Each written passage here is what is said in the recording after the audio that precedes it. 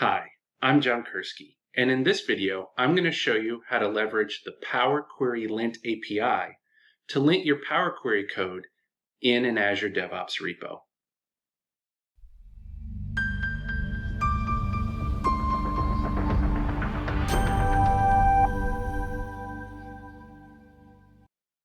In prior videos, I showed you how to use the web interface to check your Power Query code for issues and best practices.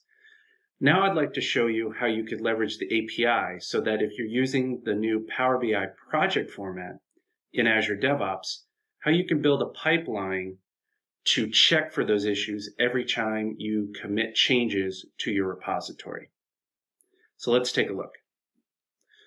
So up on my screen here, I have a sample Azure DevOps repo with a semantic model and a report, and the PBIP files loaded. And within it, if I was to expand the definition folder, you can see I've got the expressions.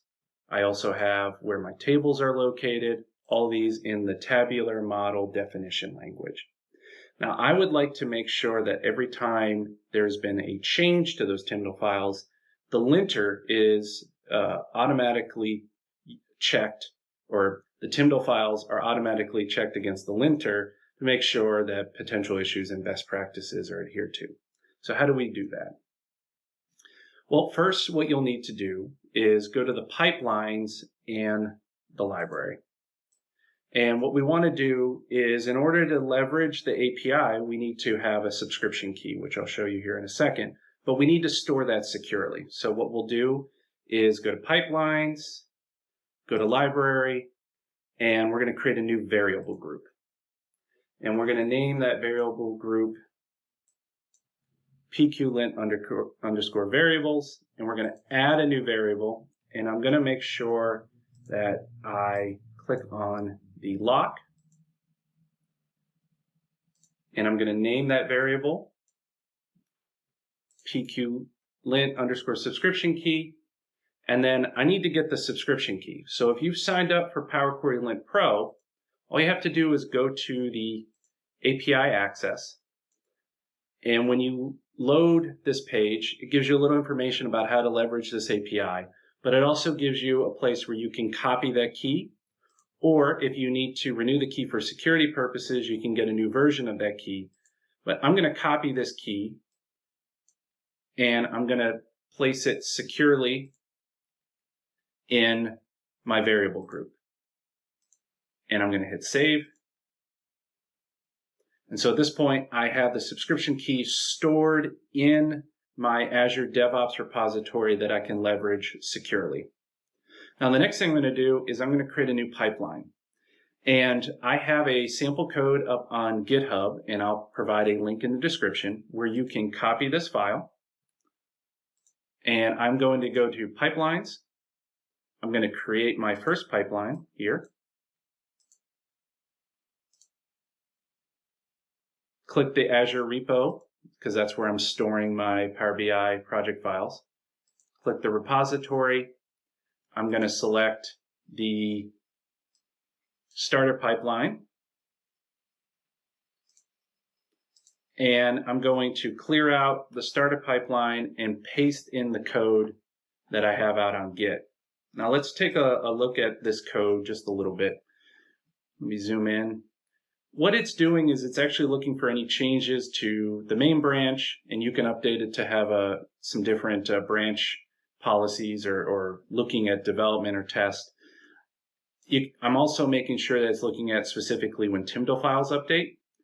I have it set up so that if you wanted to, when a pull request is made, it will check the Tyndall files.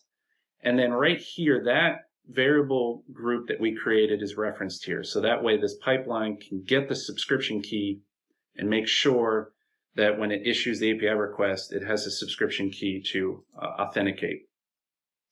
Now within this first lines of code here is just defining the PowerShell function that is going to interact with the API. And I will scroll down to the point where it actually is pulling the Tyndall files, which is right here. So at this point, If I zoom in, there we go. This is where it's pulling the TIMDL files. It's also going to make sure it pulls the expressions. So for any functions, it's going to pull that, or any metadata that have parameters. And it's going to iterate through each of the files and run the linter. And as it's making the calls with the Power Query code, it is going to return the results and then output those results in red, yellow, or information. So the red and yellow is, the red would be a potential issue and the best practice violation would be in yellow. And so at this point, I'm going to save and run. And the first time you run this pipeline, you will need to click in on the job that's running. And notice at the top, Azure DevOps wants to make sure that this pipeline is authorized to access that variable group that's storing the subscription key.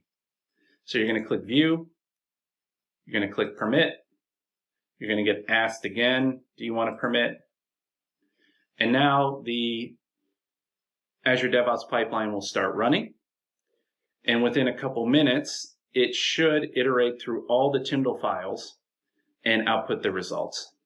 So I'm going to click in on the define function. You can see now it is starting to analyze that first dimension table. And now that it has completed, you can scroll through and you can see that it's issued some of the warnings. And if I scroll all the way down to the bottom, you get a summary of each one of the issues. So we had 3 errors, 82 best practice violations, and you can see just with the expressions TIMDL file what exactly those errors are. Plus, this pipeline example will publish that JSON file as an artifact that you can then use for your own reporting. So hopefully this is a nice starter template for you to get started with Power Query Lint in your Azure DevOps pipeline. Please stay tuned for more videos that we'll be pushing out pretty much every week on new features with Power Query Lint. And in the meantime, thank you.